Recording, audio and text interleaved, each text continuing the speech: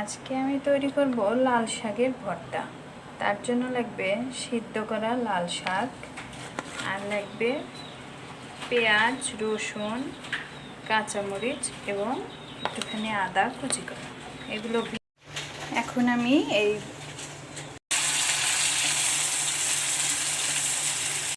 এভাবে লাল লাল করে ভেজে নেওয়ার পর এর মধ্যে দিয়ে দিব সিদ্ধ করে রাখা লাল শাক।